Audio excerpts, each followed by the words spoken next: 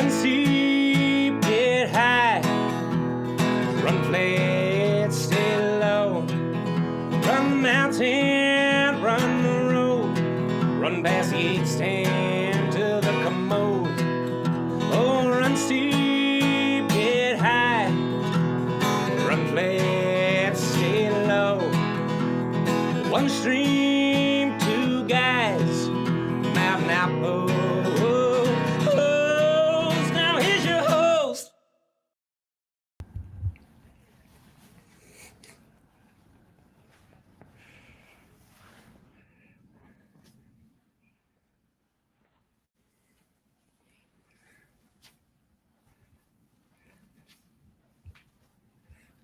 That's only because you live in the desert, and that's just what happens. Hot heat.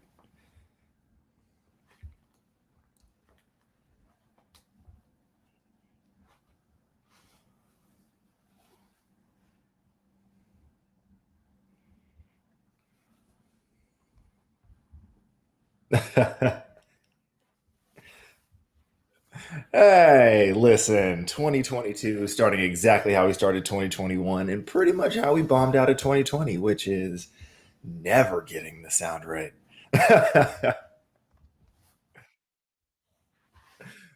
No, it's fine. See, what happened was we keep doing different live streams, or people keep getting in the studio and messing things up and messing up your settings. You just need to have just like a hot cue that just like puts it back to Mountain Outpost podcast settings.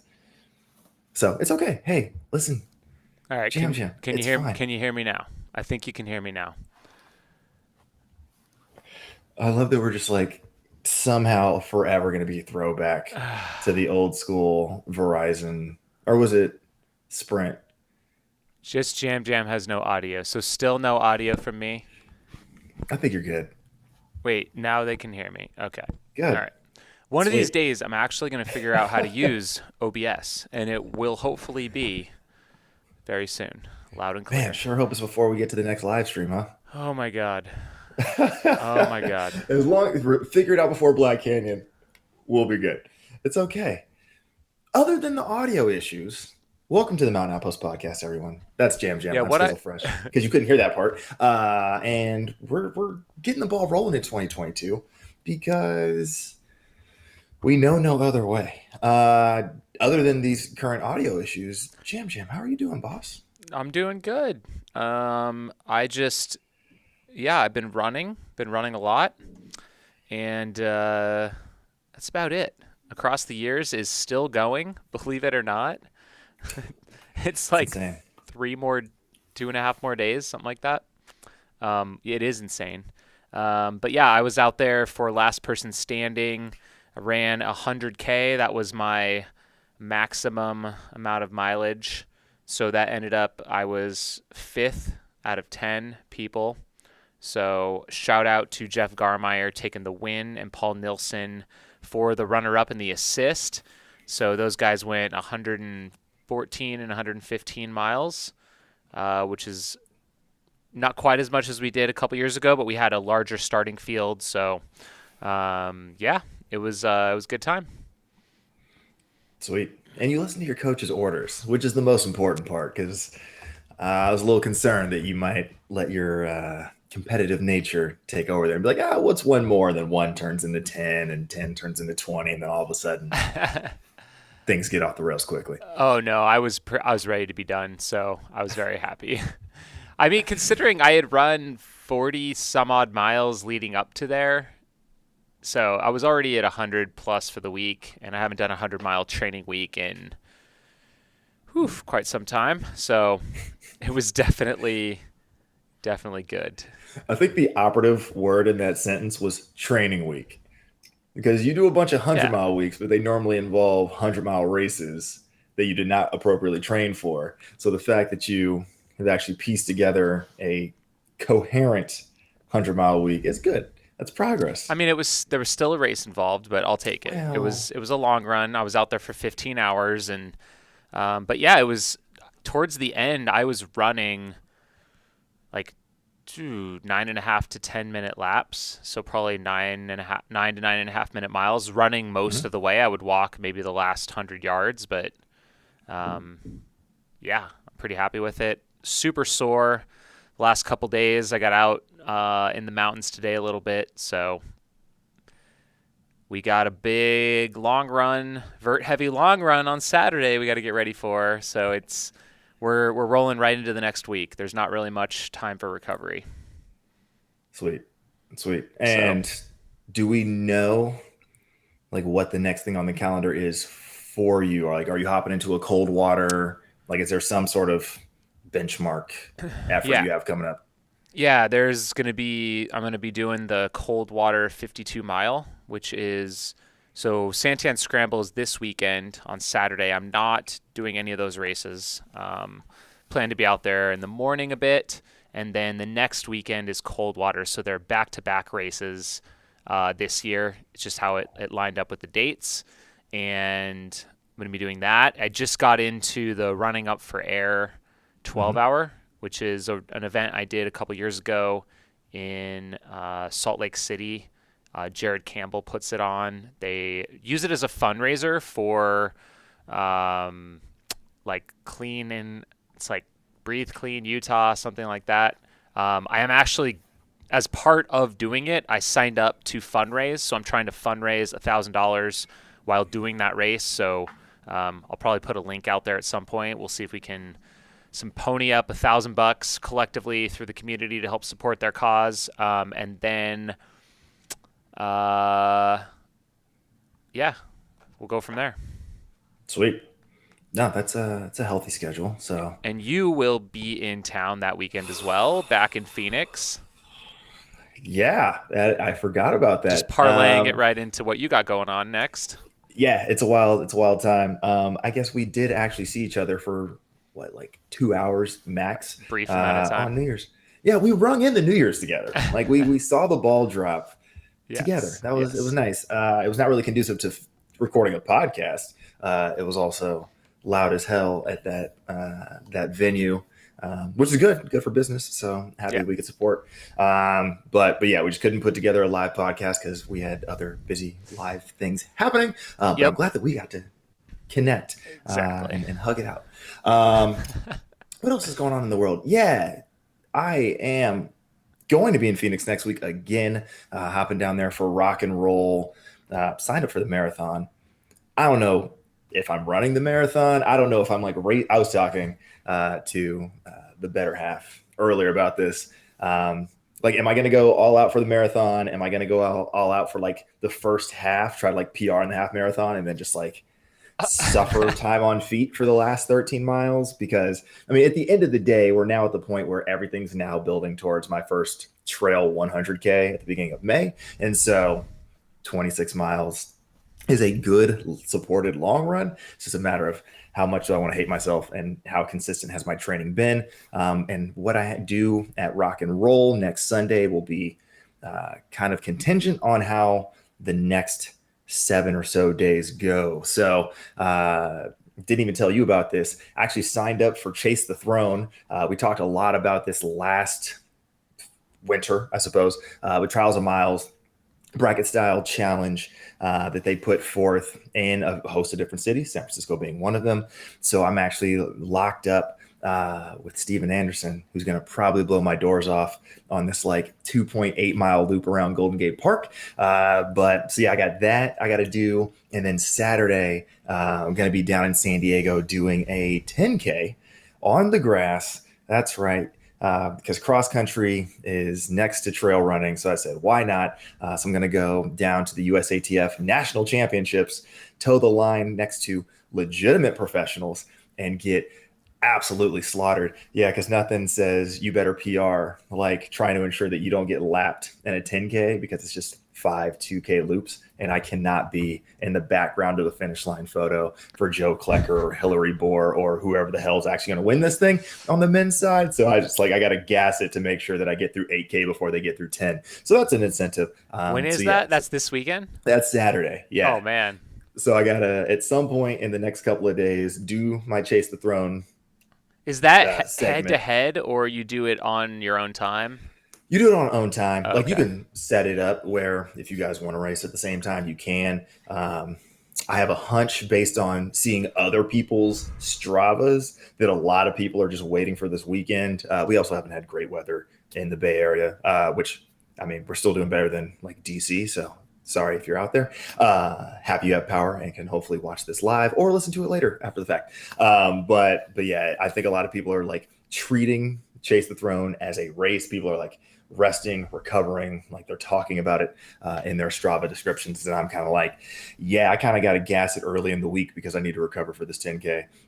And then if I somehow advance, then have to go sprint up Twin Peaks next week before then going to Phoenix and running something that resembles a marathon. So it's going to be a wild next like 10 to 14 days. Legs are going to hurt, but it's going to be good. It's good to be back. Just got tired of just, sitting around and doing easy miles. I was like, let's throw some intensity in the mix. And then I signed up for too damn much. So here we are. It's going to be wild. Nice. Oh, yeah. All right. Tonight's show brought to you by us. We still don't have sponsors. Brought to you by MountainOutpost.com. Go cop some gear. Check it out. Are you having a beverage tonight? Brought to you by our beverages. I am having a beverage tonight. You already have yours ready, so if you want to intro it, by all means. Oh yeah, this is got this as a Christmas gift. So just got some beer here. New England IPA from Stellwagen Beer Company. Never had this before, so interesting. I don't even know where they're based out of. Massachusetts. Okay. Sweet. I'm going with the Weizenbach called Danger Zone from Oakland United. So local to the Bay. So if you are watching this on YouTube, you can see the greatness that is the Kenny Loggins Danger Zone Top Gun artwork. I'm a fan. It'll be good. So cheers, sir. Cheers. Clink. There you go. We checked all of our ASMR boxes for the night. So if you're listening to this on the Steep Life Media podcast, there you go. You're welcome. Hope you sleep well to the sounds of us cracking beers and getting weird. Speaking of cracking beers and getting weird, we talked a few weeks ago about diving deep into the Ultra Run of the Year conversation. That should be dropping, I assume, in the next couple of days, potentially start of next week. The official top 10 on the men's and women's side, as well as the performances of the year.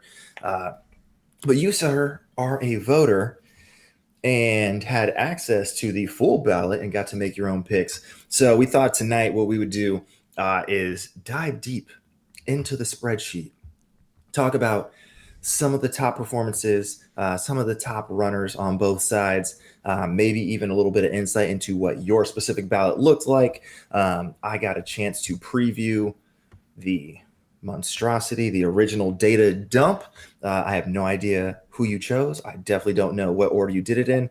And honestly, I don't care because I'm my own person and I have feelings about how the last year went. So we'll dig into sort of what you had going for you, what I disagree with, who I thought stood out throughout the year. And I'm sure folks live here in the chat will also have some feelings as well. So if you are with us on the Mountain Outpost YouTube page, make sure to utilize that live chat function and harass us accordingly if you agree or disagree. And also while you're here, just hit that like button and subscribe and you hit the little bell and it notifies you when we show up anytime onto the internet. So that's the preamble.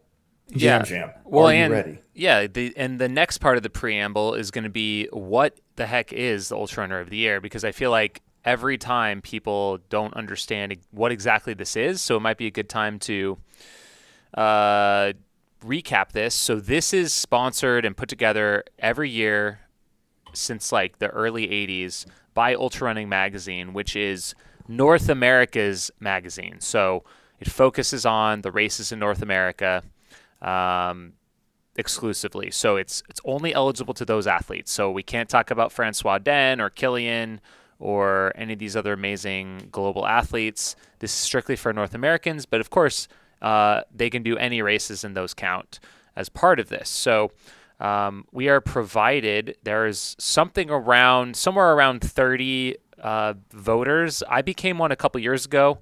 I don't even know exactly how. I just got an email one day from them, so that's pretty cool. So they provided us with some data. Of course, any race is open to be included, so they say they might have missed some, but we were provided with a bunch of data about some of the top runners and their performances over the year.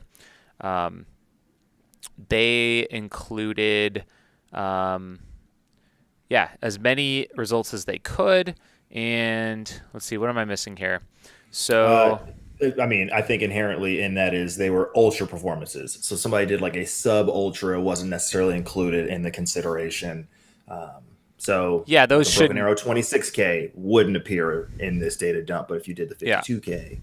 Yeah, and it's not really relevant to this. So like that's great if you're great at cross country or marathons, not applicable to this. But anything 50K and above, and that's part of the hard part about voting for this is the sport is so varied. I mean, Des Linden set a 50K world record to Harvey Lewis at the Big's backyard. It's like those are both performances that we're trying to figure out how do these stack up. I mean, it's a men's versus a women's one, but how do you stack up something like Annie Hughes winning Moab versus Courtney winning UTMB versus Des Linden 50K and JFK 50. I don't know. You can kind of view it in a lot of different ways. So, like how did I approach it? How did the other voters approach it? It's kind of up to you.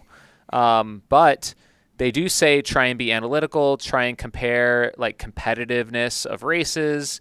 As a side note, these do not include FKTs. So FKT performances is a separate thing. This is just races specifically. Let's see. What else do we say? Yeah. One voter says apples versus oranges versus pineapples versus bananas. Because it's like there is so much in the sport. It's so crazy. It's so varied. So some guidelines, they say it should encompass the runner's full body of work for the whole year. So there is a separate vote on performance of the year. So let's say you had someone that had one stellar performance that stood out, or maybe they only had one great performance. They wouldn't really be considered for Ultra Runner of the Year, but they could be considered for Performance of the Year.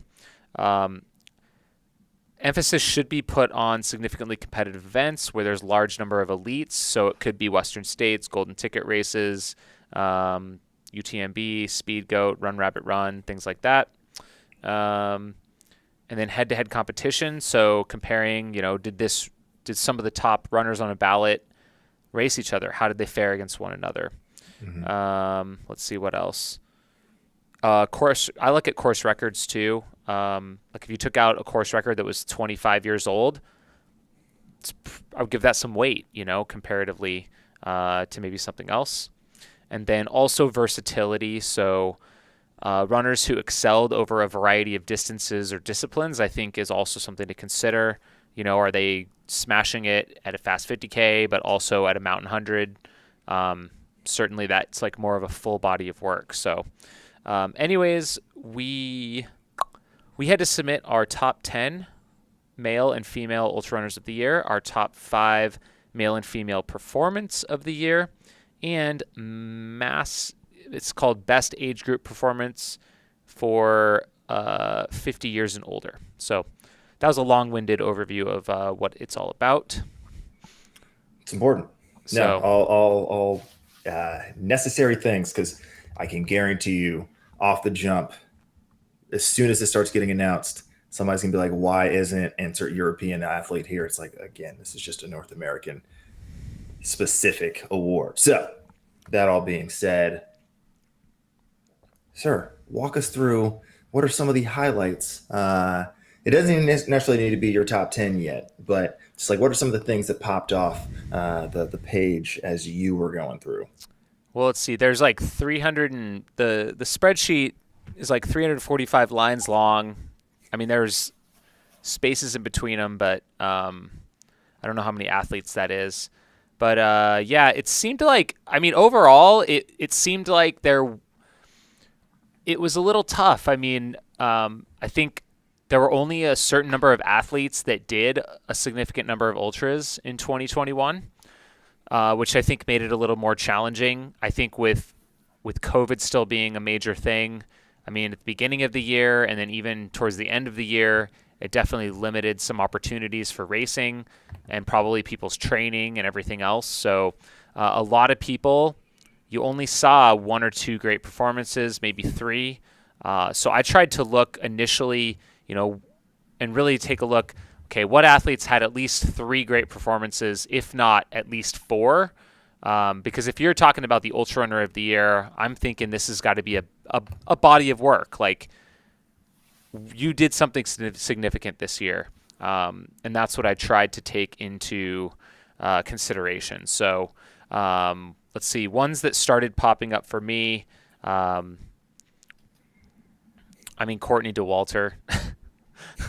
Let's be real here. We saw her with a crushing performance at UTMB, with setting the course record, lowering Rory Bozio's from 2013. I think, obviously she had a DNF at Hard Rock, which you could argue you could subtract some points for that. But she also set a course record at the San Juan Solstice by 40 minutes earlier in the summer. She won Ultra Trail Cape Town and a couple local 50Ks. And then she made it about halfway as long as Harvey did at Big's Backyard this year. So, yeah, definitely up there in the runnings. Camille Herron had kind of a struggle at the beginning of the year, but she put together a solid season. So, Project Carbon X, she dropped out of that. She also went to try and do a 6-day race in Hungary and dropped out of that. But you look at the rest of her year, and it was pretty impressive. So we had a massive course record at the Javelina 100, one of the top performances of the year, most definitely, running a 14:03, taking almost 50 minutes off the course record. It was just an incredible run. She came back from last year having dropped out. She powered through a Western States finish. So I think, showed some grit, obviously not a consideration for her performance. She also set a new American track record at 100 miles at Desert Solstice in 13:21. And she was second at the Jackpot Ultra, which was the 100-mile USATF Road Champs, so in 14:42. So I think that's a solid year right there, with a few of the fastest hundreds of the year / course records, American records. Another one that popped up who's somewhat new to the scene, Annie Hughes, stood out to me, raced a lot. So she won 5 races this year. Leadville 100, a smaller 100-mile called Macy's Hideout. There was just 16 finishers. But I think the Leadville win really put her on the map. But she had also won the Collegiate Peaks 50, the Behind the Rocks 50, and the Moab 240. So showing a ton of versatility from 50 miles all the way up to 240 miles. She did do the San Juan Solstice, so head-to-head with Courtney, but did it slower. So I don't know if it was just a training run. She was also 5th at Speed Goat, so seems to excel at the really long stuff. But we'll see. She's got a nice calendar this year. She'll be running, I think I saw Coldwater and Javelina this year, and Cocodona 250. Definitely going to be exciting to see that. You guys are going to be besties by the end of this year. Brittany Peterson. Trying to scan for her results. So she was one that had three big races, top performances. She did have a DNF at UTMB, but was first at Black Canyon. We saw that go down, and ran a course record. So that's an incredible race. No one's touched Sage's course record on the men's side still. Um, but she was able to set a new course record this year. She also was second at Javelina this year. Obviously, Camille's run overshadowed that a bit. She ran a 15:47 and was fourth at Western States. Obviously, a competitive race, so definitely up there in the mix. And then, so these, I think I might have gone a little bit out of order, but they were all in my top five. And then the last one in my top five is Sarah Cummings. So that is a name I didn't really know, but won Arches 50 mile overall. That's a race in Utah at the beginning of the year. She was first at JFK in 6:18, was third at Lake Sonoma, first at Antelope Island, and second at the Desert Rats 50K, I guess. Antelope Island 50K. So I don't know. It just seems like, a win at JFK, that's a hugely competitive race. I feel like that gets you some points. And she should be definitely on the map for that one. Okay, I respect all of your walkthrough.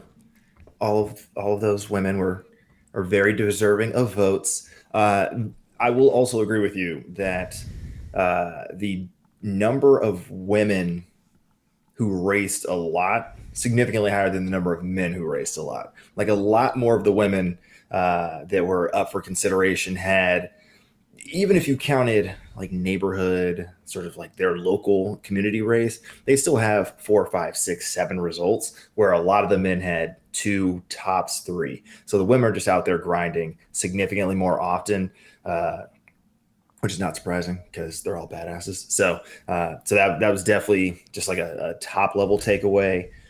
In terms of my thoughts on the women's side, I agree with you in terms of Courtney definitely being up there, Annie Hughes definitely being up there, Brittany Peterson definitely being up there. But I had a slightly different consideration for who else would have been in my top 5. So I also threw, not that I have a vote, but you're hearing it here on the internet, so it counts for something. Lottie Zeiler. I assume it's Zeller. I'm going to go with that until somebody tells me otherwise. But the overall win at Rocky Raccoon 100K, the women's win at Captain and Carl's Muleshoe Bend, the women's win at Bandera, the women's win at Damn Yeti. So a lot of that, like really good 50 to 60K performances, and then still showing that range to put together a third place at Javelina in 1650 on what was a pretty solid day for her. I thought definitely showed a good body of work in some relatively competitive endeavors. And then Leah Yingling, who, if you want to talk about people who were versatile across the board, definitely up there with a second place at Bear 100, a 6th at Canyons 100K, the win at Squaw Peak 50, the win at Tusher's, I'm assuming like 90K, I think would be the best way to frame that, 88K. It was listed at a marathon, but I think it was the 70K. Okay. So knock that out. And then also had a second place at Black Canyon 60K, and then the win at the Belmont 50K. So just like literally covered all the bases and was either first or second at all of them except for Canyons, which is obviously the last golden ticket race to get in, and still ran just a little over 11 hours on a damn near completely uphill course. So that counts for something. So would have definitely thrown her in my top 5 as well.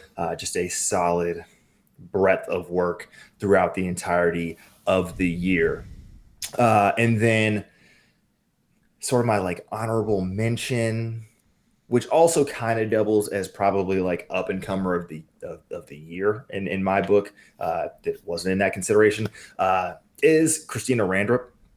We talked about her at some point. I guess it was after JFK because she took 4th place there. But she had she basically didn't do worse than fourth female at any of her 5 races this year, including JFK, Lake Sonoma, and American River. So, in terms of folks who are up and coming, I mean, she's literally 23. Definitely going to be somebody to watch if she's already putting together that string of performances at the 50 mile and under distance. And obviously love to see what she pulls together at the 100K and eventually moving on up to that 100-mile distance as well. Because if she's cranking out fast 50s this young, you can only hope that she's going to extend that range and hopefully get into the big 100-mile dance sometime here in the near future and tear it up there, especially because California native is always got to do Western States and do it well. So that's where I'm at in terms of my women's sort of bracket podium. But we should go ahead and turn our attention to the men's side. Oh, that's so interesting. I feel like the women were actually so deep. Like you mentioned all them, and I definitely was looking at all them, but I had even 5 more women that made my top 10 and none of them did.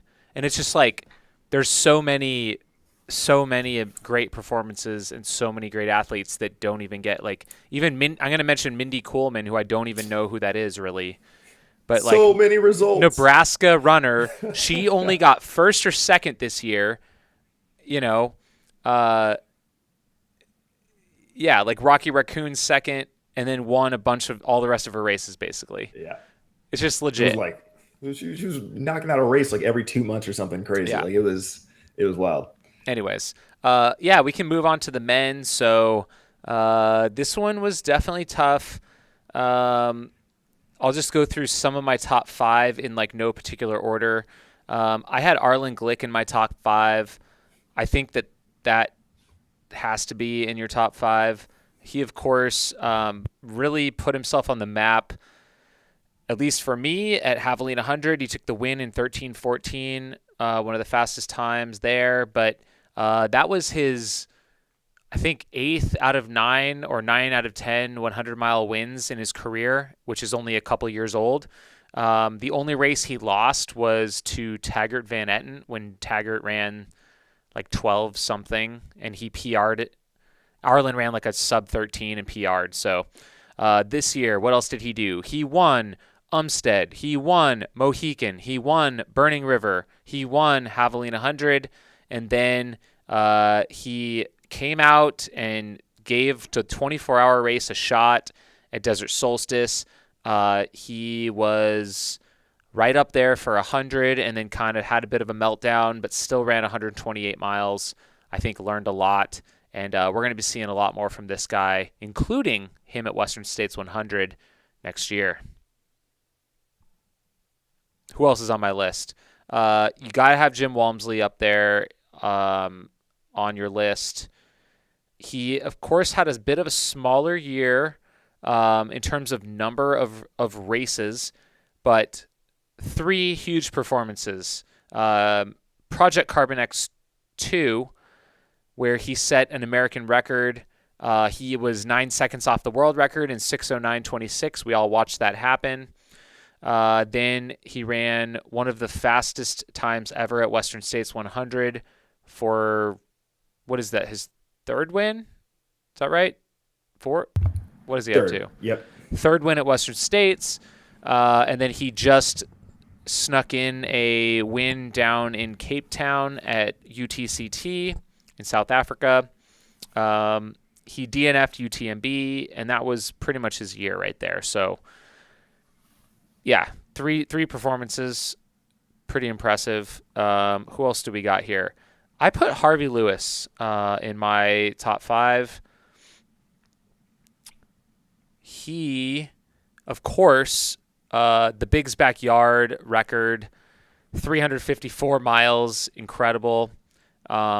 He's such a strong runner elsewhere. He won Badwater this year.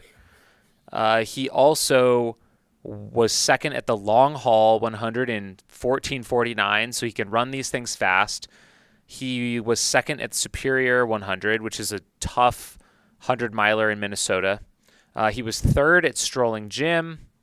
And he also did a 24-hour race that he won fans in 124.9 miles. I mean, if I ran Big's Backyard and did 354, that would be my year. I'd be done, probably. And he's also like 45 He's or 40. something. He just turned 45 this year. Yeah. Yeah, so there's hope for all of us, I suppose, is the takeaway of Harvey Lewis, if nothing else. Yep. Tyler Green was in my top 5. And Tyler, of course, won Black Canyon. He was second at Western States 100. He was third at Tillamook Burn and second at Coyote Wall. And then Nick Curry, he was in my top 5. This guy had a hell of a year. He has so many races, and you know that he was doing most of them with his like negative split mentality as just training, where he is not recovering at all, just going like race to race to race. So, of course, anchoring his year was his performance at the end with Desert Solstice, 173.015 American record. He on the voting ballot here, he was listed as the 6 days in the Dome 24-hour running 100 miles, but he ran a 13:20 there, which is like one of the fastest 100-mile times of the year. That wasn't even really listed on here. He won a number of other ultras. So the Hotfoot Hamster 6-hour, he did that. He ran 50 miles in under 6 hours, which is that's great. Alexander County 24-hour, he did that earlier in the year, did 148, which I think is one of the other top 24-hour performances of the year. He was 4th at the Run Rabbit Run 100, which is competitive. He was 3rd at Black Canyon. He won Whiskey Basin. He won Pass Mountain 50 Mile. He was 3rd at Crown King Scramble.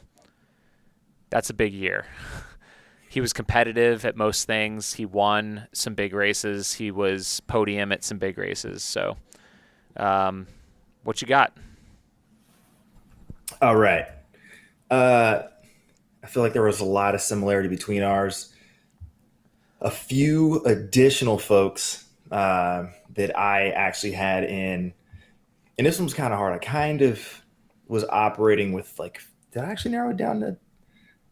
I got it down to 6. It's so hard because there's so many other good ones. There wasn't a lot of there was depth, but again, you're looking at 2 to 3 races for a lot of the folks. The only 2 subs that I had were Anthony Costales with the 2nd place at Run Rabbit Run 100 mile, the win at Canyons, the win at Behind the Rocks, the win at Moab Red Hot. So did no worse than 2nd place all year in some pretty damn competitive fields. So obviously he's been on the map for a little bit, but this was probably the broad, 34 or 55K through 100 mile, just a really solid variety of work. And then Jeff Browning, because the man just keeps doing what he does. Obviously had the DNF at Western States, but still had a 5th place at Hard Rock, which was obviously an absurd year. The win at Mogollon Monster, the win at Blood Rock, and the win at Zion 100 mile. So only did 100 milers this year, but when you come out with 3 wins and a 5th at Hard Rock at 50 years old. Come on, I'm gonna have to give you some shine there. So Jeff Browning was also sort of in my top 5 or 6 bucket. But there were some young guns that were, if they had broader or just more results, I could see them definitely hopping in. And so I gotta obviously shout out Adam Peterman. 2 races, but the win at JFK and the win at Speed Goat obviously brought him a lot of shine here at the end of the year. And then folks that we've talked about, I'm not even sure if we talked about them on the pod a ton, but you and I have talked about, you had Raj Panu the greatest hair at Project Carbon X2 with that second place there behind Jim, and then turned around to win that USATF 100 or that 100K champ, Natamam, or I believe that's how you pronounce it. Obviously, somebody to keep watching moving forward because he is clearly he's just a talent. That's just what we've come to expect. He's dominating these road 100Ks, and so love to see what he we're going to see him at Jackpot as well this year. Exactly, which is wild because he just did like cross country nationals for the Hoka Aggies down in Tallahassee last month. So if you want to talk about range, he's covering his bases. And then Zach Bevan, who was second to Adam Peterman at JFK, but he also had that Strolling Jim outright win and a course record, knocking off 4 minutes from an Andy Jones course record back in 1991.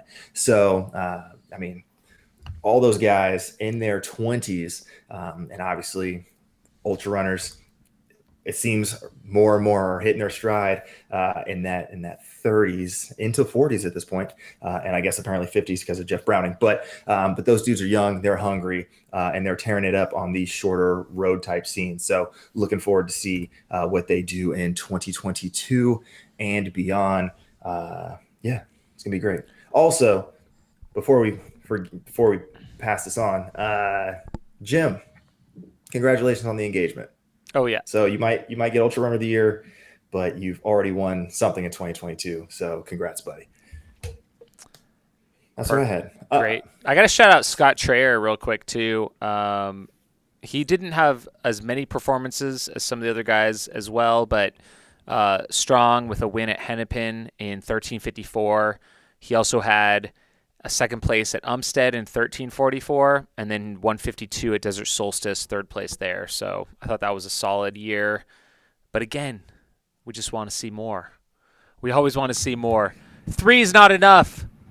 I mean, and this the thing is, to some degree, it felt like a lot of 2021 was a return to normalcy, but the first half of that year was still pretty jacked up. So, I mean, we'll take it in stride. We realize that some folks might not have been out and about too much in 21, but in 22, we gotta step it up. But also, hey, if you want to do some sub ultra stuff, I'm still trying to get on this hype train for making something happen during the World Championships. Like, let's please get people to just show up to the start lines, build that community up.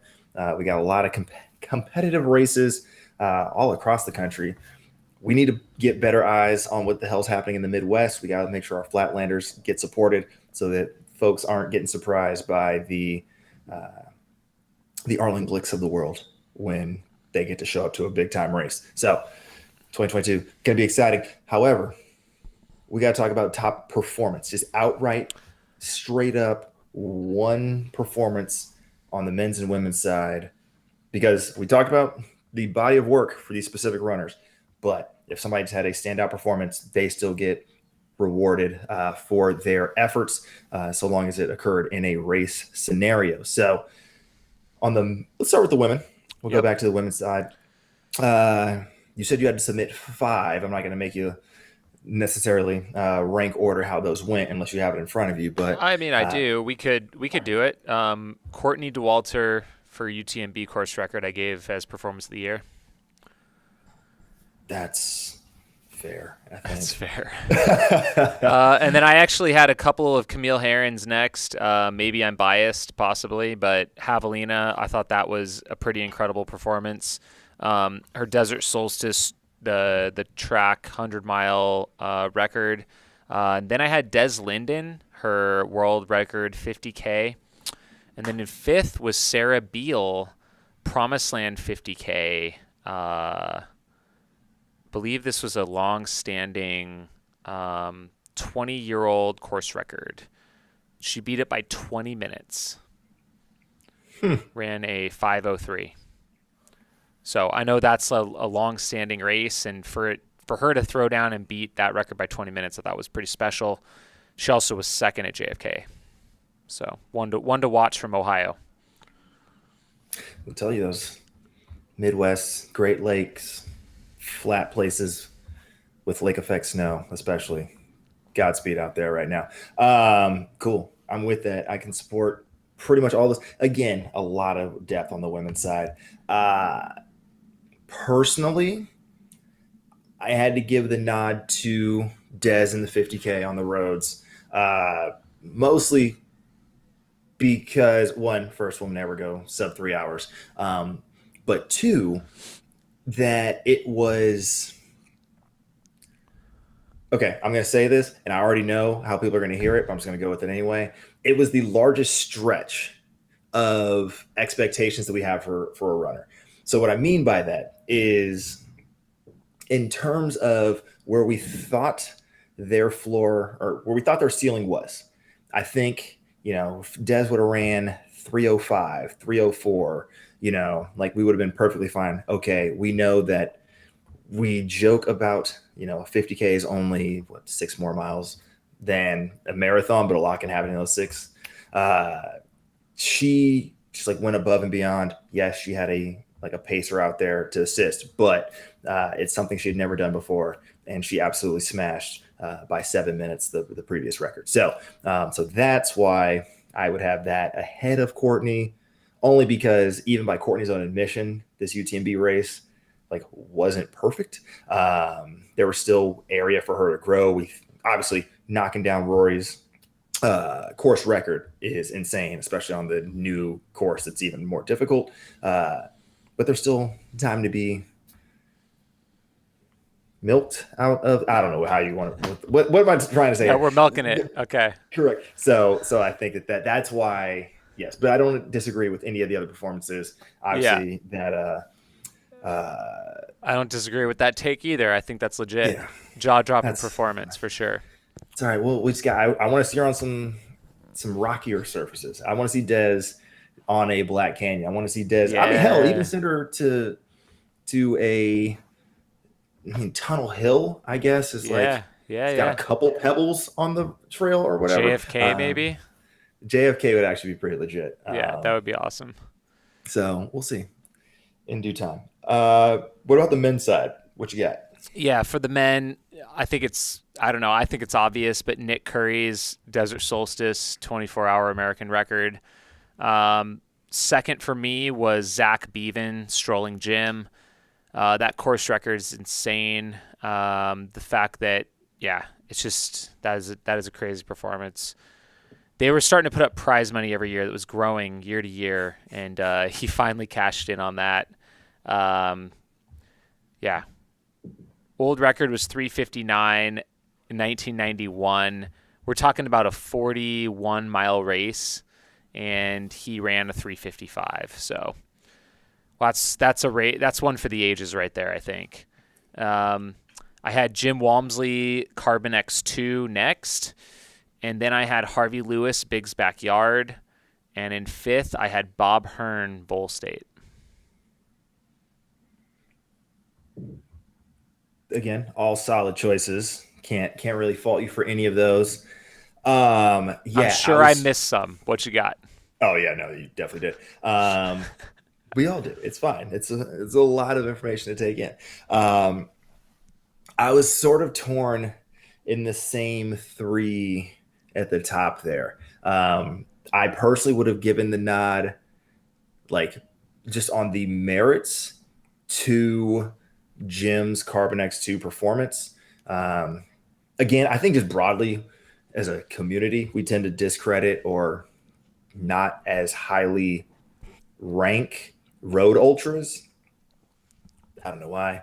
Carbon plated shoes or something, whatever. But I think to come within 12 seconds of the world record after whatever adversity, the lack of pace, however you want to frame it, to just gut out that type of performance, especially also coming out of very early on, coming out of the pandemic and quarantines and not really racing, and to just key in that hard, that long, and come so close to the record. That would be my top performance. However, much like the NBA, they tend to not try to give all the awards to the same person, especially year after year. And so that's where I kind of think that Nick should be deserving of performance of the year for the Desert Solstice American record run that he threw down there. Not just because of the fact that it was an American record, but how it was accomplished. It wasn't a show up and hold on for dear life. The fact that he actually like strategically executed the race in the manner that he did, I think actually lends like more kudos, points, however you want to frame it, to that performance. Because, you know, when Camille set the record at Worlds, it was because she went out like way too damn hard and then just like was like miscalculating splits. And so it was like almost a matter of happenstance. Obviously, she had the fitness to carry through and finish it. But like, I think if most of us showed up to any race, road race, trail race, and just like went out from the gun and was just like, oh, I'm way ahead of pace, and then like, let me just hold on, we wouldn't say that was like a fantastically executed race. It was just like we excelled sort of in spite of ourselves. And I think that Nick, based on the execution of how he did it, should be rewarded for the intelligence behind it. So that's what I'd say that. Otherwise, I think your top five were sort of pretty much on the ball. But we're going to see some stuff. And also, damn it, next year, we're going to make sure road ultras get their shine, because just because you don't live by dirt or you only live around dirt that happens to be farms and you can't run through it, so you have to run mostly roads, we're going to make sure you get your credit too. So, well, most of my performance of the years were roads. We're talking, or roads or tracks. We're talking Solstice on a track. Strolling Gym is a road. Carbon X2 is a road. Big's Backyard is half road. And then Vol State is road. I'm saying yeah. broad. I didn't say you. Oh, okay. I'm not accusing the you. broader. I'm one voter. Community. Yeah. Broader community as a whole. I think, you know, we don't. Well, part of it's the fact that USATF isn't great at marketing their ultras and just trail championships. But part of it's just like, hey, we don't really think of, like, if you're at a group run, most people aren't saying, hey, I signed up for this road ultra, like regardless of geography. I think that I don't know if it's because of how pretty running in the mountains and on trails are, or some people are like, I moved to the trails to save my knees, whatever excuse they have. Like, I just don't think that there's as much attention. And I mean, somebody could run the analysis on participation rates in road ultras versus trail ultras. But I think that we as a community should also celebrate those performances, even if they happen on asphalt versus packed dirt. Amen. That's it. That's cool. We're all on the same grind. You all walk funny the next day. So I do want to touch on the age group performances real quick. I'm going to give out my top five on each as well. So female side, Beverly Abs. At age, first off, she just had a small but stellar year. She's 57 now, but she won Vol State, which I thought was impressive. She also, again, won Jed Smith 50 and was second at Paiute Meadows 50K. So she's just always crushing it. But I thought that was, at 57 to win Vol State, I think is pretty impressive. Megan Canfield, where'd that one go? Lost it. Seriously, where did it go? I'll support you here. It was the 60-year-old ran a 15:01 at Waldo 100K. I was looking at her Jed Smith. Oh, see, now you're making me do all sorts of weird stuff. Where did she go? Did she disappear from my chart? She has, what's her last name? What's her other last name, right? Canfield. Are you adding a letter there? CANF? Maybe. Oh my gosh. I don't know what I did. Listen, on the merits of the Waldo, I was like, all right, that's legit. Top 50 overall, 13th female. Oh, at the here age we of go. 60. Come on. There it is. Okay, different list. Waldo, Jed Smith, 411. I don't know why I gave it to that one, but I did. There you go. Okay, what else do we have? Luann Park, Whiskey Basin, at age 60, she got second place. Also, shout out to Shirley Fee, who at age 80 ran and finished the Headlands 50 mile. And Gian Springer, Desert Solstice, 135 miles at age 50. So sometimes you just get it for like showing up and getting it done. Like, for instance, at age 80. I thought that was pretty damn impressive in 1708. Bob Hearn for the men was my top pick for age group performance. He won the race and set the course record at age 55.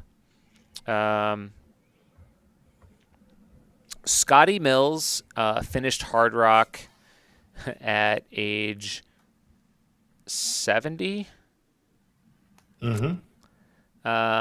Joe Fiji's 6 days in the Dome.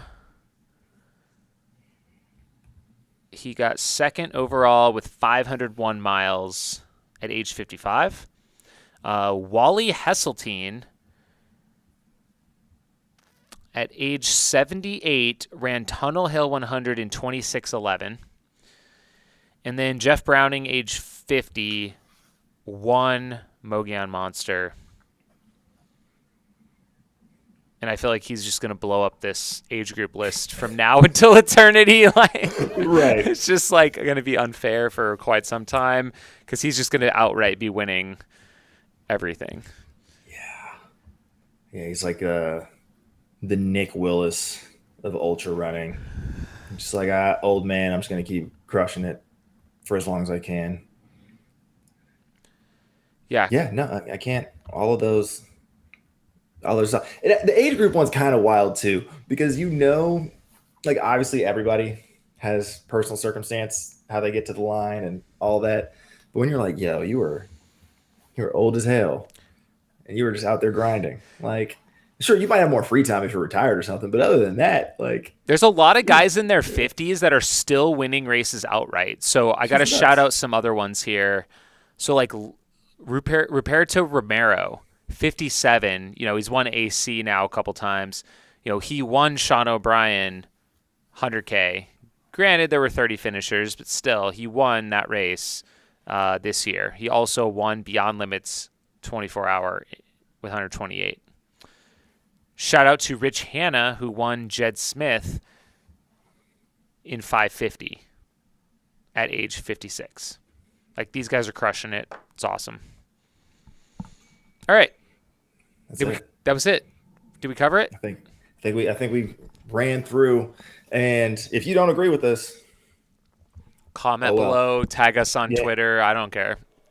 Yeah. I'll read it in a week. Give us your vote. We want to hear the people that are arguing for the Midwesterners. I don't know.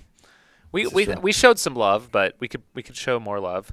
Well, really, we need to find out if the final rankings, the final top tens show love to the Midwest, the final performance of the year. Yes. So look out for those. If the other voters, what they did. So, we will be keeping an eye on those, and obviously we will discuss on this show as soon as they come out, what those actual picks were. Hey, but we had feelings. We shared them with you. Make sure you share yours in the comments below, in the Discord. Let's keep this conversation going. And let's not all have some recency bias. All right. Let's make sure that we're putting shine on things throughout the year, especially because the calendar starts this weekend. Like we are back in it for 2020. Well, technically, across the years, performances should count for next year already. So we'll see. Dude, how the hell are we in 2022 already? The year's already 1% over, so get after it. Do you follow that Twitter account? No. Yeah. Why would I do that? I have too much anxiety as it is. It's like the year in progress, and they tweet every time. It's like the year is 2% over. The year is 3% over. I just like being blissfully unaware until there's like 2 months left to go, and I'm like, oh, I'm so far off all of my yearly goals running wise, and then make a mad dash to try to make up for it. Yeah. We won't be in this boat. 2022 will be better. Yes.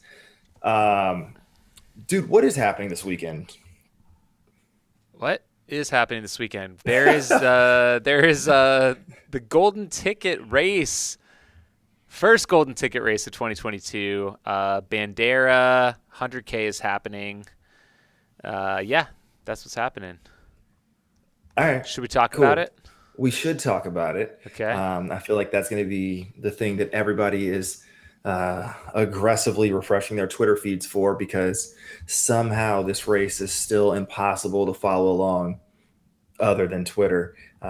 Yeah. We really got to make that happen. Yeah, I was trying to see if we could go out there and help out, but dude, I'm stretched thin. I'll be honest, and I'm not going to sacrifice my running right now. I'm not going to do it. Good. So you'll have to just wait for Black Canyon for better coverage. So it looks like a great field. There's golden tickets on the line, and some names we just talked about will definitely be showing up and towing the line. So a quick rundown.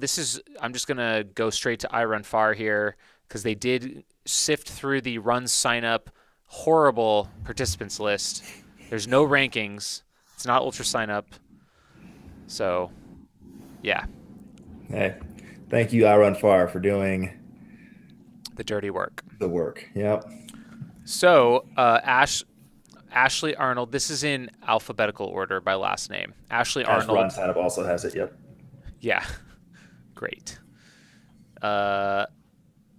Ashley Arnold, 6th at the Leadville 100. We got Sarah Beal, who we talked about, 2nd at JFK 50 Mile. Addie Bracy, 1st Run Rabbit Run.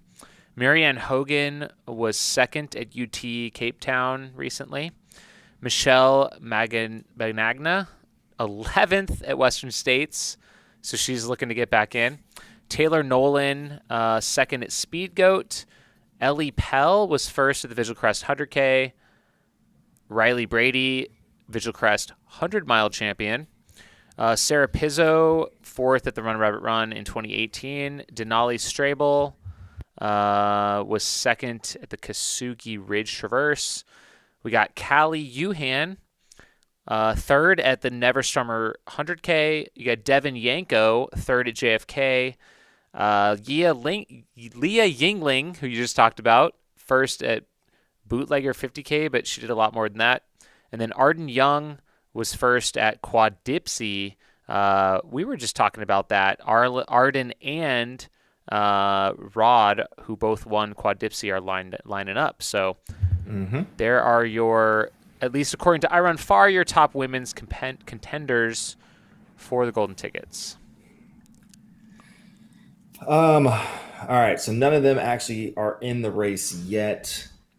Has anybody got sponsor slots? I mean, in Western States? Yeah. So none of them are? I don't believe, off the top of my head, unless somebody has an obscure sponsorship spot that I am not aware of. Addie might be the only one who would be in the mix for that. That means this is going to be, what is it? Gunslinger Saloon? I don't know. There's some Texas lingo that we can pull out of nowhere. We didn't pick up enough while we were at the running event, apparently, but it should be a showdown. It should be fun to not get to watch live, but hear about after the fact in terms of the specifics of how it all played out. That's a deep women's field.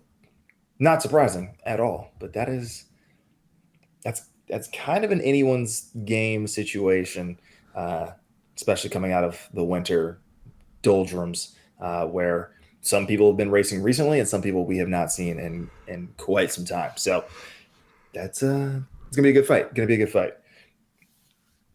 Absolutely. Do we have any insights on the men's field? Well, I'll go through the list to start out with. Yeah, if that works. Let's do it. All right.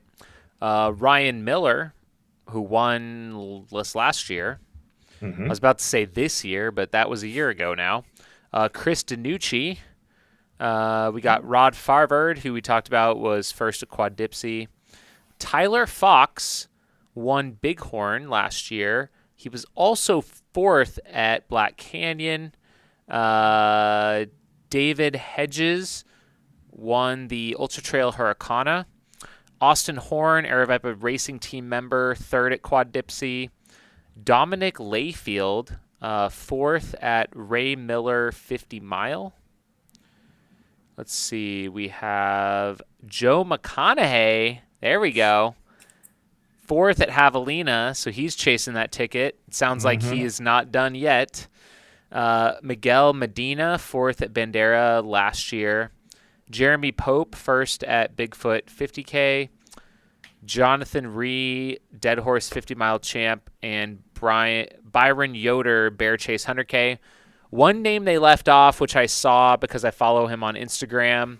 He's fired up about it, actually, being left off the list.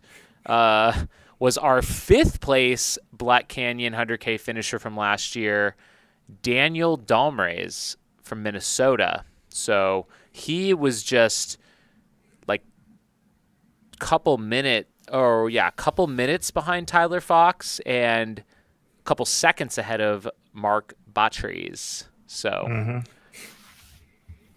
Hey, it wouldn't have been a miss if Bandera had a better sign-up system, but they don't. So, but we know the truth, which is you gave a man who's right in the middle of that whole competitive mix bulletin board fodder to get amped up and tear it up this weekend. So thanks, I Run Far, for stoking the fire. That's going to be an interesting race. Obviously, Ryan, the defending champion, was a DNF at Western this year. But I think by his own admission going into Western, this was sort of a let's just figure out 100 miles and like try to have some fun with it. So with an extra year under his belt, at least, well, I guess functionally an extra 6 months under his belt since Western, it'll be interesting to see how he takes off and if he can repeat and give Nike Trail a early victory, because based on sponsor moves, might be one of the only ones they get this year. We'll find out. It'll be good times. Do we track race wins by sponsor level ever? I do in my own head. Okay. But yeah, no, that's something we can, maybe that'll be a 2022 running project. Would we pick you wouldn't pick every race, but maybe pick like a certain couple competitive races per month and put together a little series? I don't know. Yeah. I mean, I think you have to figure out like a certain level of competitiveness that field normally has, but yeah, I think we can definitely track that along the way. I mean, it's a lot more entertaining than what was it Urok tried to do with the team sponsor, the team challenge. What everyone tries to do. Yeah.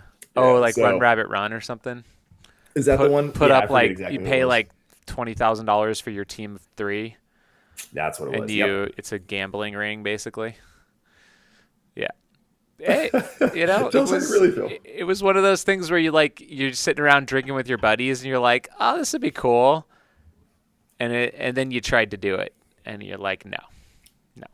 Hey, listen, if you want to try to be innovative, I'm not mad at that. we got to nail the execution of such things a little better. But it's okay. Hey, we'll do the work for you guys. We'll let you know which sponsors are actually crushing the game, not just the ones that you see this time of year because all the new ambassadorships and sponsorships have dropped. We'll tell you who's actually on top of the throne as we continue to move through 2022.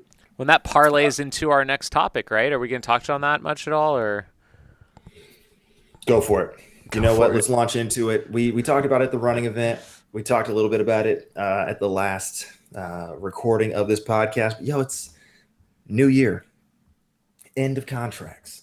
People are moving, and there are many chips still left to fall. We've seen a lot of people announce that they are leaving particular sponsors.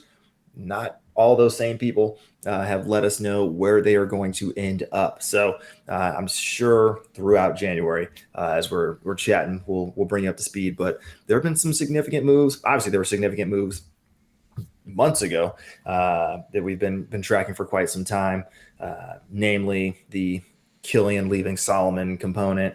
But we've had some new ones drop as of late. So what has caught your eye in the mutt space in terms of sponsor shakeups?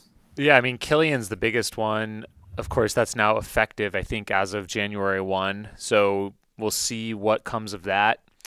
Um, I think I did catch Sage Candidate is staying with Hoka for a few years, maybe. I think like 3. Yeah, 3 years at least. So um, it seems like a bit of an exodus from North Face. I don't know if that is just like a coincidence of timing on the part of certain athletes, or if they just literally can't figure out how to make a trail running shoe that works for anyone. I don't know. Like if they're just totally exiting from the space. Dylan Bowman, Hillary Allen both announced they're no longer working with North Face, which leaves who's still running with North Face is the question. I guess Patty O'Leary, Corey. Rob Crar. I assume I have not followed up on Rob. I guess they still have a team, I guess. Corey Wolfering. Yeah. Olivia Amber just left Solomon to go to North Face. Oh, okay. So, so they're not exiting anywhere. They're sticking. They're just shuffling the deck. Yeah, which I mean, supply chain issues. There's some of these companies that just have smaller budgets because they are not moving as much product because the product itself is not moving into stores at this time. So there might have been a little bit of that for many of these companies. But yeah, North Face has definitely saw some movement for as many road athletes as I've seen now go to Ultra. Did see that Schlarb announced today that he is leaving Ultra after their change of management and all these things, which would coincide with many more road athletes then going to Ultra. So we'll see if there's any more shakeups in the Ultra space as it relates to them. And then everybody else has kind of been par for the course. We're kind of waiting to hear a bit about. I think Dakota is leaving Solomon. We did see that one. And everything else is pretty status quo on the mutt side. However, before we hopped on, you said you had saw a tweet or a hypothesis about some of these activities. Oh yeah. Yes. Can you pull that bad boy up and then synthesize it for the folks in a nutshell? Yeah, this is let's see here. So this is people are speculating about Dylan, who he's going to go with. And I kind of thought this too at first, is that he would go to Hoka for whatever reason. But he says, spoiler, it's not Hoka. He says this on Twitter. And then replying to that is Gary Robbins just jumping in unannounced. Here's a fun, completely out of left field guess that both Debo and Dakota, along with a few others, will be athletes under Killian Jornet, yet to be announced endeavor. All incredible athletes, all with a strong and better environmental conscience. Interesting. So you threw that at me like a grenade. A grenade. Just before we started rolling the intro. And I was like, you can't just... I mean, in fairness, we never prepare for the show, but you got to give me either no notice or way more notice for that sort of thing. But I actually think that might not be a horrible guess because on the Morning Shakeout podcast, Dylan was, I guess it was kind of a co-podcast because it'll be cross-released on Dylan's Free Trail podcast as well. But Mario Fraioli, Dylan Bowman were chatting about their lives, the state of their respective businesses, so on and so forth. And they're holding a piece of that conversation to exclusively be released on Free Trail. So it hasn't dropped yet, but they were talking a bit about Dylan's sponsor moves. And Dylan was talking about how he wanted it to be a company that would not just sponsor him, but also sponsor the podcast, be the title sponsor of said podcast, of the Free Trail podcast. But as he was talking about it, he let a little something slip when he was talking about the individual sponsoring the podcast, not the brand, not the company. He said the individual sponsoring the podcast. Did you think much of that when you heard it at first, or is it all connected? I was literally I didn't put it together in that exact moment, but I was driving and I was like, huh, that's an interesting, like that's an odd way to say it. Yeah. I mean, because you don't think about like, hey, I'm talking to the brand sponsorship coordinator about, of Casper to like get me to sell mattresses or whatever. You think about the brand. So he said the individual I was talking to, and I was like, huh, weird. And then you drop that bit of knowledge, or Gary dropped that bit of knowledge that you then spread broadly. And it makes perfect Rumor sense. mill. Because you would be chatting with probably Killian specifically about that type of venture. And like, if you're talking about expanding out of just being a professional, just being in the running space and like doing broader good for the community and for just like the global ecosystem, it all works hand in hand. And then you're like, all right, sure, Skylar, you're coming out of left field with that. But here we go. Also in the podcast network on Free Trail. So you get Trail Society also in the mix with the Free Trail podcast. So this whole synergy makes perfect sense. Listen, you heard it here first. I think you kind of heard it from Gary first. You heard it from Gary first, but not yeah. But we will yes, we will yes and improv style Gary's work and sort of co-sign it. Man, Gary dropped out of Barkley. He's like, with this new free time, I'm out here. He's like over here with a whiteboard connecting. He's like TMZ of Ultra. That's a terrifying. You said that and it like just froze my brain. That was a terrifying thought of like what would happen if we were like outside athlete hotels before ultras being like, hey, what do you think of yeah. So that's where we're at. That's gonna be me at Cross Nationals this week. Like, hey, Molly, talk to me about no. Yeah. That's where that's where the Mountain Outpost is headed. We're just going to be that annoying people doing stuff like that. I mean, when we first started this, we're going to be like the cable news of the ultra space, because like we'll dive into the news and just like give opinions and thoughts and maybe even ask folks questions on occasion, well-researched cable news, not just talking heads yelling things.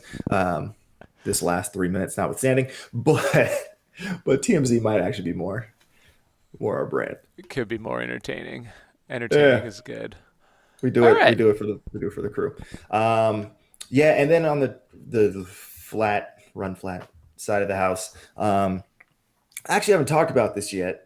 We talked about at TRE that Connor Mance had gone pro. He was going to be running the trail half marathons, and dude, I would have put a small wager, because I'm still broke, but I would have put a little bit of money on him going to Saucony. I said as much. Saucony, how did you screw this up? How? Okay, Connor Mance went to Nike, as did every college athlete who left after the cross country season. Charlie Hunter, Cooper Tier, Cole Hawker had already gone. But like, you literally have Jared Ward, the other notable Provo resident. Like, those are the only two people think of, like, in road running, in track running, is Jared Ward, Connor Mance. Those are the two men that you have in Provo. You got one job. Jared literally trains with the BYU team, and you couldn't convert him. Saucony, you screwed up. I don't know how you did it. You literally had an inside man. In my mind, I got to be like, hey, he would have taken less money to be a part of that company. And I don't know how that happened. So Connor Mance with Nike. A bunch of people are leaving. The big one is really the Bowerman Track Club is the next group to be blown up at this point. We talked a bit about how Hoka NAZ Elite had a bunch of the men leave. Bowerman, we've now seen several of the women leave. Most recently, Emily Enfeld announced I believe just a couple days ago that she's leaving Bowerman. The difference with Bowerman is that pretty much every one of those athletes is still a Nike athlete. They are just getting out from under the shadow of Bowerman. And the past year that they had, more specifically, the Shelby Houlihan incident. So we'll see what that means. Don't think a lot of them are going to go to Union Athletic Club because that name is trash. Also, it's a mid-distance group. But yeah, that's where we're at. Maybe Nike will put together yet another training group that will live in strategic skepticism. So get excited for that. But more sponsor moves are coming. More announcements will be forthcoming, and we will track them all here so you guys know what brand of shoes to buy so you can look like your favorite athlete and run about 60% as fast as they do, because I know that's my general path to success. Anything in the chat from our 35 viewers tonight? Feel free to jump in. Not a whole lot. There was a Sally McRae for Badwater vote. What else do we got here? Is there an Aravaipa Runner of the Year for Aravaipa races? No, but there probably should be. That would be pretty cool. That'd be cool. I mean, that gets tricky because you guys have an actual series. We have then a couple different series. There's like the Night Insomniac. There's right. It would be pretty cool. I mean, there could be there could be lots of cool awards like most miles raced. You know, it could be more data driven where it's just like this is the metric who won most miles raced or most 100 miles or something. You could do I don't know what else you could do. Most races, fastest something. Yeah, there could be some cool stuff there for sure. Rookie of the Year. Yeah, your Rookie of the Year is going to be like 8 every time. There's just like these little kids that just show up at Aravaipa races and go wild. 8-year-old? Yeah, it's like, oh, well, you got to give it to them. Like this child, this elementary school student just ran a 50K. It's like made me look bad because they somehow got through with no stomach issues because they've been eating Dunkaroos their entire life, and I can't do dairy, but it's fine. I'm not mad about it anyway. I mean, my kid did 20 miles at Across the Years in 4 days. I don't think he gets an award for that, but he gets your love. That's the award.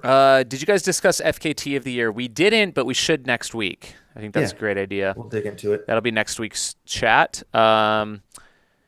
Zach Fairchild, are you guys considering any special guests on the podcast this year? I think we should. I think it's time. We've done a year of us, and now we can do a year of you. All of you. I don't know. We should have had Gary on. That would be hilarious. See, that's the kind of stuff we need to get into. Gary, we're gonna get a lot of people. What's your theory? Explain. Like really weird guests, though. We're not just gonna get a guest on and be like, what is your update on your life? What's happening? We're gonna do more. We're gonna do weird. Yeah, we're not the interview type. No. Like, tell us about your race. That sounds fun. How did you train for it? Oh, you just won this race. Tell us all about it. Which we do want to know, but there's plenty of people doing that. Correct. Yes. There's 15 other hours of content that you can absorb to get that. How? We want to know why. We want to know, was it a breakup that fueled you? That's the funniest thing. Okay. Quick aside. Have you listened to the Coffee Club podcast recently? Like Morgan McDonald, Ollie Hoare, Jordy Beamish? No. They have this running theory, which I will at some point try to extend to ultras. But Ollie races well in the honeymoon phase of relationships. And then when relationships are going absolutely horrible, like if it's just like normal milquetoast, middle of the road, status quo, what just looks like a healthy relationship, he does not race well. And we're talking about a guy who was an Olympic finalist in the 1500 meters. So I think there's something to that. I think people run out of, angst as fuel sometimes, or just like. Wait, so if the relationship's not going well, they run well? If it's going absolutely horribly, or it's going like that first honeymoon phase. They run well, and then like mediocrity of the relationship, everything's fine, we're fine, leads to everything's fine, we're fine, but like nothing spectacular racing. Think about it, mull it over, find some case studies in your head. We don't have to discuss them. I can put people on blast. I'm just saying it's an operational hypothesis that was triggered by that line of thought. Anyway, moving on. What else is happening in the chat? Yeah, we're starting to get some good stuff now. Ryan Mayer, Solomon, this is what I was saying earlier, especially once I heard that Killian was leaving to potentially start his own company, I immediately said they should have done what Nike did with Jordan Brand.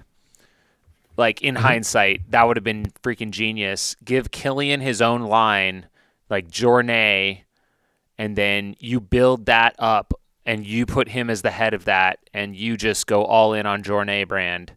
And that becomes like its own entity within Solomon. And you split it all, you split it, and you work together to make that thing its own. You have Journey athletes. You do the more environmental conscious, you do like the crazy gear, maybe. I don't know what it would be, but yeah, hindsight is 2020. We'll see, but that would have been a perfect example of something where like Journey Brand. There you go. There it is. From Bill Hart Davidson, did you mention that Gary Robbins withdrew from Barkley? We briefly mentioned it, but there is a long Instagram post where Gary Robbins announced he did have a spot in Barkley, and he withdrew just yesterday, or was it today? Yes, I think it was today. It was maybe today. Thank you, Gary. But yeah. Got to prioritize. Like, that's prioritizing, spending more time with this kid. And I think, it is a lot of training to get ready for that thing. And, he's been in that cycle for a bunch of years. And yeah, I think it's great that he, is taking that time and prioritization. So, and I mean, the whole situation around his, his barely missed finish is just so crazy too, but he essentially finished the damn race, So, yeah, it's tricky. Yeah, I mean, and it's not a race where it's, hey, I've done this before. Like, even if you consider you finished 5 loops, like, let's just take that. You ran the distance of 5 loops. It's not as easy, like, let's just replicate that exact training the exact same way, and, like, we'll have success. Just don't go the wrong way with 4 miles to go or whatever it is, right? Like, it's not that simple, That not only in terms of how absurd Barkley specifically as a race is and how the course is different from year to year, but also age and time and the fact that your kids are getting, like, there are just different considerations where it's like, I can't necessarily dedicate exactly the same way. My body doesn't allow for certain things. And so, it's a wise move. Like, it's actually just a wise move to be like, hey, like, I am not in this space right now. And just because my name is in the hat for something and I've already, paid an entry fee or whatever, doesn't mean you have to go and put yourself through it just for the sake of saying you did it. Yeah, and if you're not feeling that fire, especially for that race, I mean, you've really got to get after it. I know he also mentioned he trained all out for like the Cascade Crest and didn't have the race he wanted, I don't think. I also think he had a crazy travel issue. But yeah, he's had kind of some off and on years even training. I mean, he's also 45 now too. Not to say he's not capable of finishing, which he fully is, I'm sure. I mean, Harvey Lewis is also, towing the line at Barkley this year, and is definitely getting after it. So, but yeah, someone in the chat room asked, "Where am I on the wait list now?" All I'm going to say is, thank you, Gary. So, I will try and honor your withdrawal. Sick. Zach Fairchild, did Skizzlefresh announce the 100K that he is entering this year? No, I don't think I called it by name, but we can do it because that's can the do thing. it. It's the registration list is out there. Yeah, I'm doing the Meatwalk 100K. It's going down here in the Bay Area because nothing says let's do your first trail 100K. Like let's also add like thousands and thousands of feet of vert. So yeah, we're gonna get after it. It's gonna be wild to try to train for that during track season. That's going to be an interesting new wrinkle. Normally, I don't have many races with elevation at all occurring in the fall, or excuse me, in the spring. Usually because I have to be at practice. A lot of my runs have to happen on the track just because of logistics. But 2022, I'm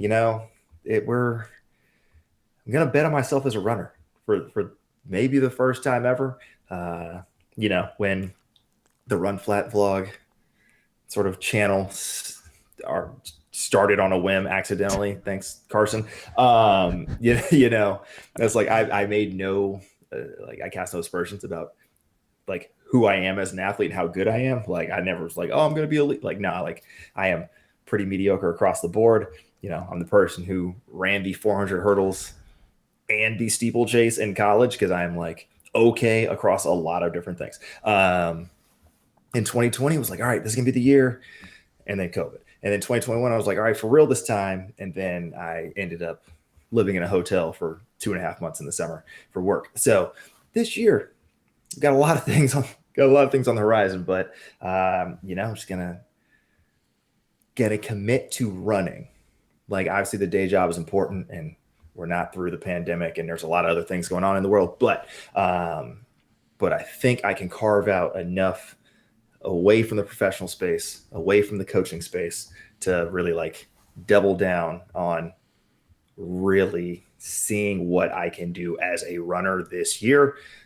That starts this Saturday, trying to knock down that 10K PR and just get a baseline for where I'm at. And then do a couple tune-up, I guess, races. But really, they're just like, hey, let's just extend the long run until May. And that first weekend of May, we're going to get weird around the headlands in the North Bay. And we're going to see what these old bones can do. And then I'm going to go on a bachelor party and try not to hurt myself there. And then get into a weird summer of a few races, a wedding, and then trying to figure out what the hell the fall looks like between cross country and hopefully taking one final crack at some of these faster, shorter PRs. So that's it. That's 2022 in a nutshell. As much as Jamil is, we're holding him accountable. I guess you guys can all hold me accountable to betting on me for once. Love it.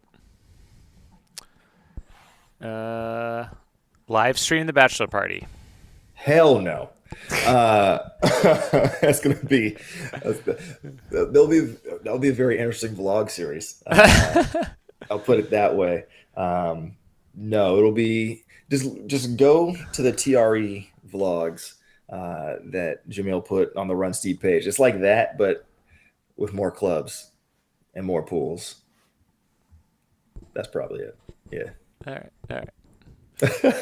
Hey man, it's for all of our own goods. All right.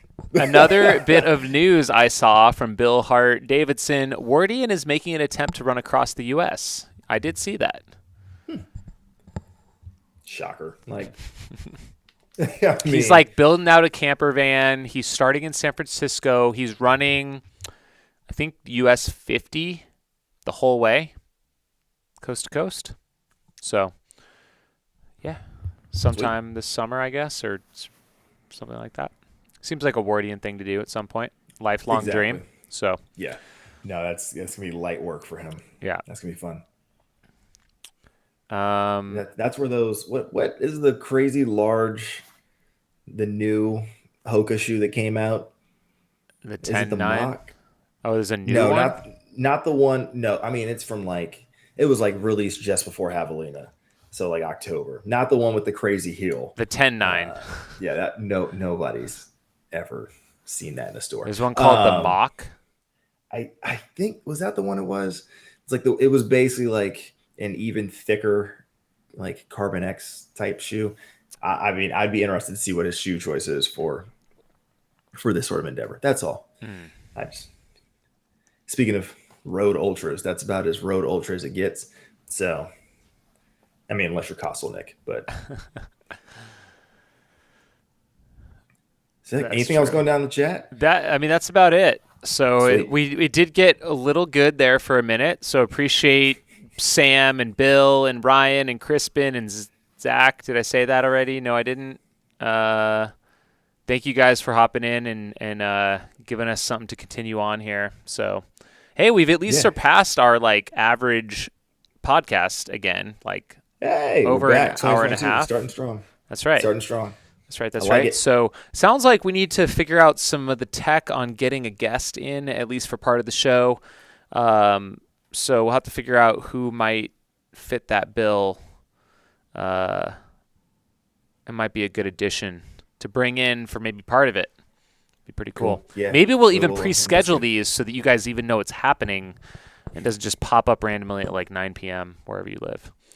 But until we figure all that out, that's why you got to make sure you subscribe to the Mountain Outpost YouTube channel and then hit that bell next to the subscribe button so that when we do go live, you get a push notification. You're like, oh, it's popping off right now. Let me get online. But obviously, you can always check this out after the fact on the YouTube page and on the Steep Life Media channel on your podcatcher of choice, Spotify, Stitcher, wherever you find podcasts these days. I don't know. I don't go back and listen to this one specifically because we have a text chain for that. I just harassed Jamil and make sure he's running. So you can do the same sort of thing without Jamil's personal number in the Discord. If you haven't joined, go ahead and hop in. We have a special section just for the podcast. But if you're doing any sort of Aeropiper races or you just want to generally chat about ultras and life, liberty, and the pursuit of happiness, then that's the place to do it in the Aeropiper running Discord. And I'm just going to give you a heads up now, and I didn't even tell Jamil this. This will not be at the normal time next week because I have to go coach I got to go coach a track session for Nth Degree. Perfect. So I'm going to go do a guest appearance out there for the Nth Degree folks, holding it down at Kezar Stadium. So if you happen to be in the San Francisco Bay Area and you want to go see me stand on the side of a track and yell at adults, then that's the thing you can do. If you want to see me do that exact same thing to teenagers, then track season starts in February. So just figure out what meet I'm at, and you can watch that if you really want to get weird and harass me as a coach. I don't know where I'm going with this. It's late, and I should probably be in bed or in some pneumatic boots so I can try to chase this down. You should go do that. I got to do that. So thank you for joining us. As always, he's been Jam. I've been Skizzle Fresh. This has been a podcast, and we will catch you guys next time. Have yourselves a shitty week. See you guys.